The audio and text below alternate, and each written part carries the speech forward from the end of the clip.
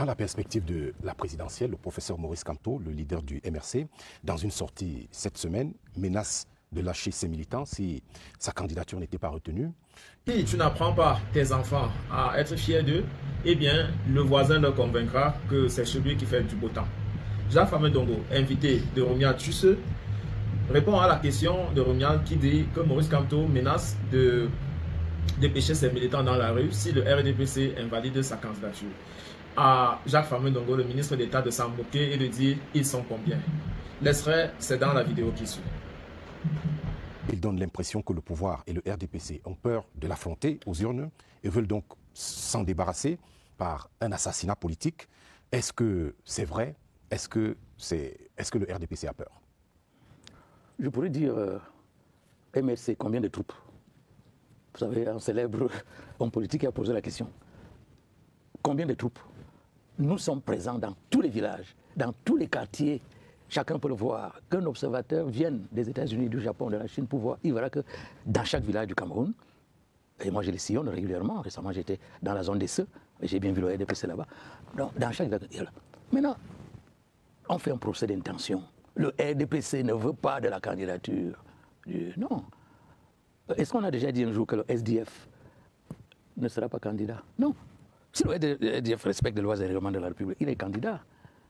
Alors, pendant que les uns et les autres ratissent sur le terrain, pendant que, alors qu'il a eu, je crois, 14,26% à l'élection du 7 octobre 2018, et qu'il pouvait donc engranger des dividendes politiques, il est professeur de droit public, maître de conférence de droit public, en ayant donc des élus, conseil régional, conseil municipal, Sénat, Assemblée nationale, il a dit non, je ne vais pas aux élections. Ça me semble absurde pour un homme politique. Un homme politique, on dirige, on choisit de créer un parti, je crois, je suis d'or, pour conquérir le pouvoir. Ce n'est pas pour les beaux yeux de la reine, c'est pour conquérir le pouvoir. Or, pour conquérir le pouvoir, il n'y a pas que le pouvoir suprême, c'est-à-dire être chef de l'exécutif. Il y a aussi le pouvoir législatif, il y a le pouvoir local. Il a dit non. Alors maintenant, c'est ce choix, en réalité, qui est en train d'hypothéquer sa candidature à l'élection de 2025. Alors, nous ne pouvons pas se prévaloir de ses propres turpitudes. Ça veut dire que nous n'avons donc pas peur d'une candidature. Mais ce n'est pas au RDPC que l'on va choisir les candidats. À propos du RDPC, les militants... Dans un pays normal, le ministre d'État Jacques Famendongo ne sous-estimera pas autant une force alternative comme le MRC. Le professeur Kamto, leader du mouvement pour la Renaissance du Cameroun, a récemment exprimé ses inquiétudes concernant sa participation à l'élection présidentielle prévue en octobre 2025. Dans une déclaration publiée le 19 mars 2025, il a appelé ses militants et sympathisants à se tenir prêts à agir si sa candidature venait à être rejetée, dénonçant un complot politique, judiciaire et médiatique visant à l'écarter de la course électorale.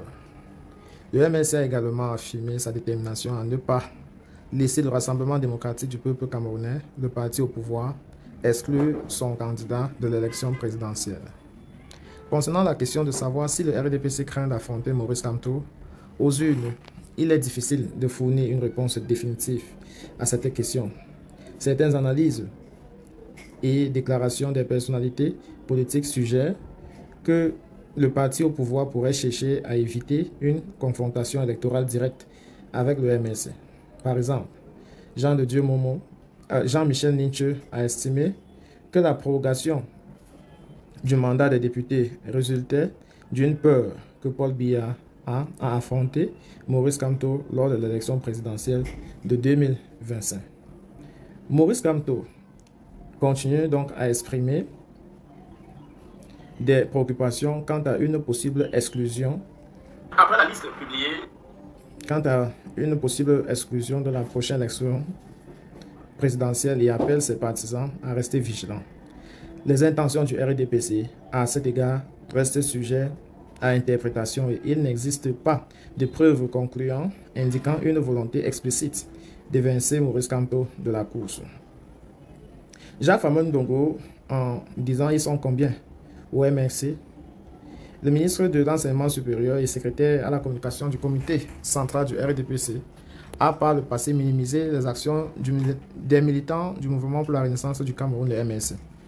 En mai 2018, par exemple, lors du défilé de la fête nationale de l'unité, certains militants du MRC et du SDF ont manifesté de manière inédite, notamment en défilant torse nu ou les mains sur la tête pour exprimer leur désapprobation de la gestion du pays. Jacques Famin-Dogo a qualifié ces actions de gesticulation inutile, soulignant que, bien que le Cameroun soit un État démocratique où chacun peut exprimer ses idées pacifiquement, le résultat, c'est lors des élections.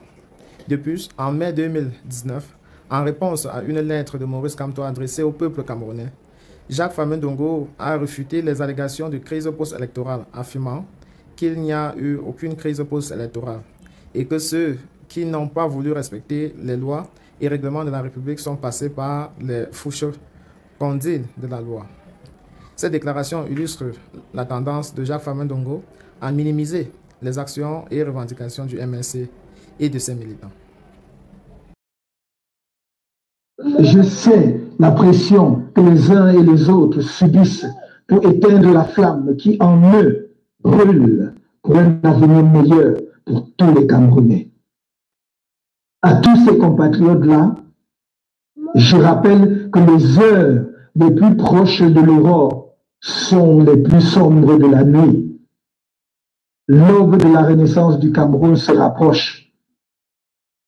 Arc-boutés sur leur privilège, nourris par la sueur et le sang des Camerounais, les forces de la nuit tentent leur baroud d'honneur en déployant leur arsenal classique de répression par-ci, de propagation du discours de division et de haine par-là, de guerre civile ailleurs. Malgré tout, un jour nouveau est en train de poindre au Cameroun. Un peuple s'est levé. Un mouvement est en marche. Rien, mais alors rien ne pourra l'arrêter. Qu'il s'accomplisse par nous-mêmes ou par d'autres, nous devons être conscients que le changement est inéluctable. N'oubliez jamais, le sort de notre pays dépend de nous, collectivement, solidairement, et de nous seuls. Ne l'attendez pas d'un individu seul, quel que soit son courage et sa détermination, ni d'une quelconque puissance étrangère, quelle que soit son amitié pour notre pays.